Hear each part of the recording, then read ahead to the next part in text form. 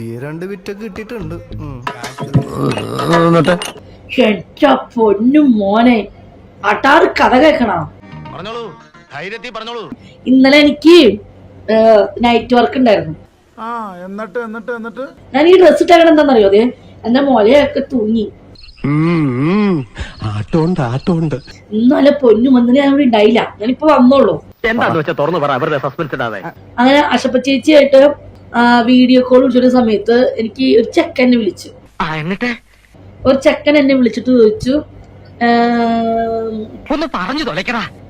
ഞങ്ങളുടെ കൂടെ ഒന്ന് സ്പെൻഡ് ചെയ്യാൻ വരാമോ ഒരു 2 മണിക്കൂറത്തേക്ക് 3 മണിക്കൂറത്തേക്കെന്ന് പറഞ്ഞു. ഞാൻ വിചാരിച്ചോലല്ല, സ്വാമിക്ക് ബുദ്ധിയുണ്ട്. ഈ 1 മണിക്കൂറത്തേക്ക് ഇത്ര എമൗണ്ട് വരും എന്ന് പറഞ്ഞു. അപ്പൊ അവര് പറഞ്ഞു ഓക്കെ കുഴപ്പമില്ല എന്ന് പറഞ്ഞു. എനിക്കൊരു പ്രശ്നമല്ല. അപ്പൊ അവര് വിളിച്ചിട്ട് എന്നോട് ചോദിച്ചു കളി കിട്ടുമോന്ന് ചോദിച്ചു എന്നോട്.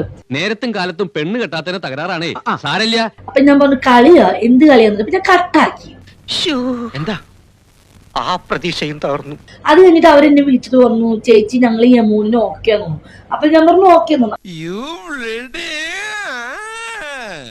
ഞാൻ അങ്ങനെ പോയി. ഫുജേറെ പോയപ്പോ 14 ആണുങ്ങള്. എന്റെ ഭഗവതി, 14 ആണും ഞാൻ, ഒരു ലേഡി, സൂപ്പർ സ്റ്റാർ ലേഡി ഞാൻ.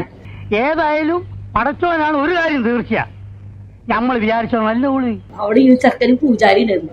ആ പൂജാരി ഇടക്ക് എന്നെ കുണ്ടിമ പിടിച്ചു. തങ്കക്കുടവേ, നമ്മൾ ഈ നാണം കേട്ടല്ലോ. കുണ്ടിമ പിടിച്ചു. അപ്പൊ ഞാൻ പറഞ്ഞു കളി വേണമെങ്കിൽ എത്ര കാശായിരുന്നു. നീ എന്താ കളിയാക്കണ കാശേ, അതും എന്നോട്.